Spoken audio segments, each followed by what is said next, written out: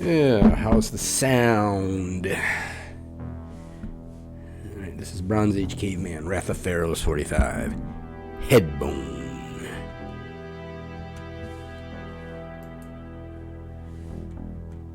After beheading the bandits that tried to steal her treasure, a treasure she earned rescuing Reed from immolation sacrificed by the crazy Uruk priest, Hortu, the retired pleasure therapist from Uruk, carries her trophies to the meeting point.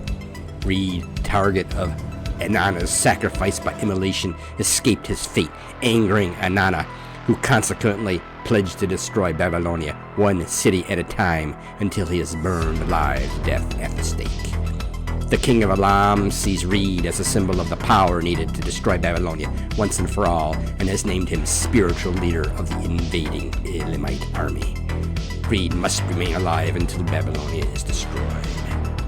Stellum, war trader, bronzesmith, merchant, and father to Velam, bronzesmith super genius, and Madaktu, steward and tourism organizer, are charged with escorting Hortu and Reed to their meeting with the Elamite army. Madaktu says, "It is just over a day's ride to the Elamite army assembly point. The king will be there. He is looking forward to meeting you both. We should arrive at Stellum's cave by nightfall. Spend the night there.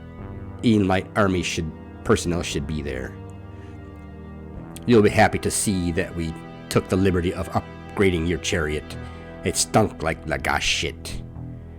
"You're just trying to get on my good side," Hortu says. The group travels west from Madaktu to Stellum's cave in disputed territory on the Elamite-Babylonian border.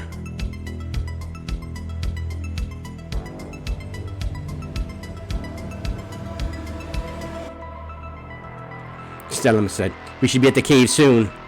Velam was born in the cave, which is why we affectionately refer to him as a caveman.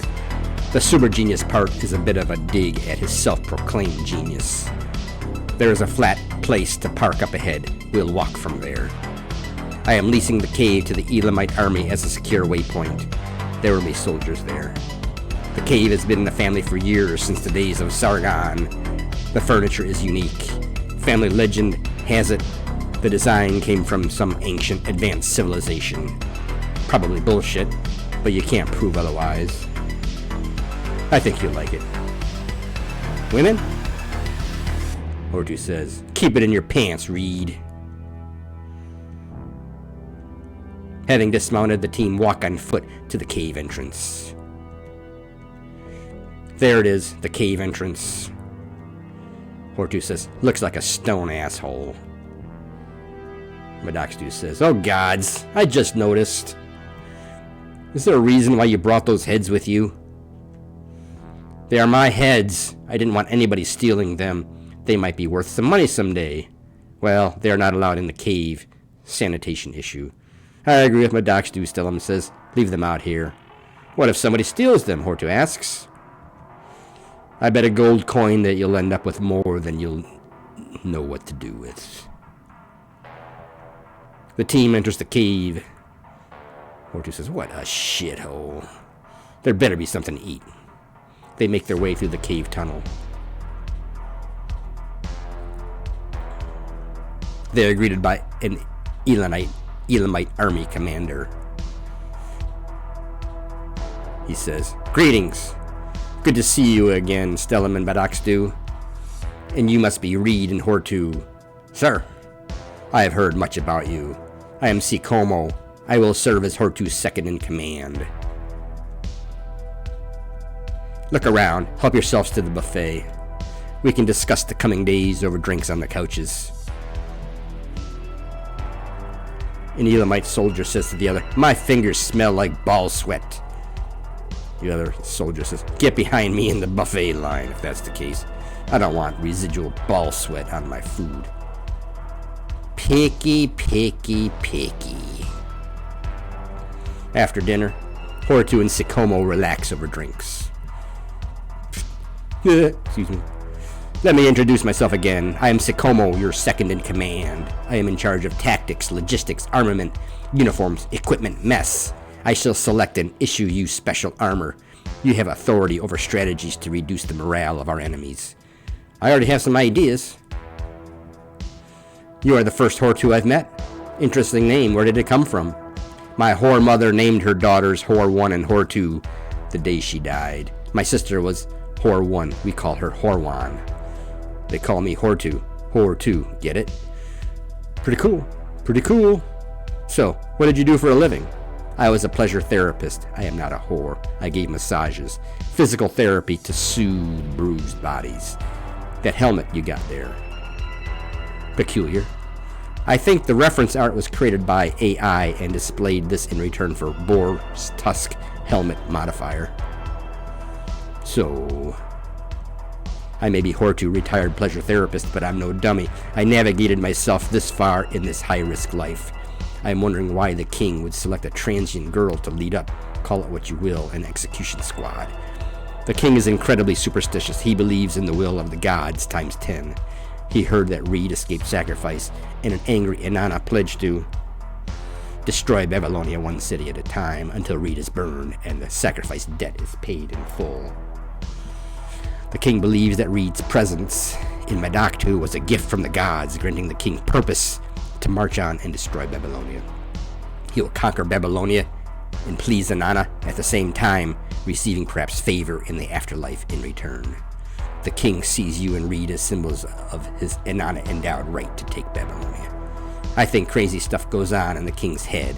I'm not sure how he dreamed up your extremely important role in all this. It's probably your cruelty. Oh yeah, if a customer tried to fuck me, I'd give them knockout medicine and steal their shit. I tried to strangle Anoma when we rescued Reed. As far as I know, she is still alive. I also poisoned the men guarding Reed. That's pretty cruel. He has a point. Where does Kuzal play in all this? The king wants to bang her. Nice furniture. Legend has it, it was designed by and passed down from an advanced ancient civilization. I personally think Stellum's ancestors were damn good at shaping bronze. No advanced civilization necessary. You said you had some ideas for enemy morale reduction. If we're going to do mass beheadings to instill terror, we need a machine that can do the job quickly and cleanly. Trust me, you don't want to use a knife. The condemned don't stay still, and they jerk around a lot, wiggling and begging and screaming. You gotta hold them down the whole time. It's a whole process. Anyway, I was thinking about what we could do with the heads after we cut them off. Try to create consumer demand. Use them as sports equipment, create new games, like kicking the head around and trying to kick it through a goal. Call it soccer. Maybe fasten a basket with a pole at the bottom. Maybe fasten a basket with a hole at the bottom to a 10-foot pole, then try to throw a head through the basket. Or how about a guy carrying a head through defenders trying to reach a goal line? He can lateral backwards to his teammates to prevent being tackled. If he gets tackled, he loses the head. I thought about using them as bowling balls, but they're not round enough, won't roll straight. Maybe toss them in the air and try to see how far you can hit them with a stick. I also think it would be neat to make a giant bow with a sling for launching heads at the enemy. It'd be funny watching them splatter against the walls. When the flesh rots off, we can make one of those head-bone pyramids. Head-bone? Yeah, head bone. The bone in the head. You mean skulls? Skulls? If you want to call them that. I prefer head bone. People would understand head bone in any language. Everybody knows what a head is. Everybody knows what a bone is. Not everybody knows what a skull is. I see. Now that I'm on this decapitation detail, I have a joke I've been meaning to tell.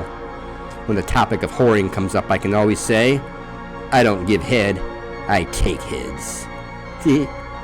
I see. Sakomo thinks, this is one sick female.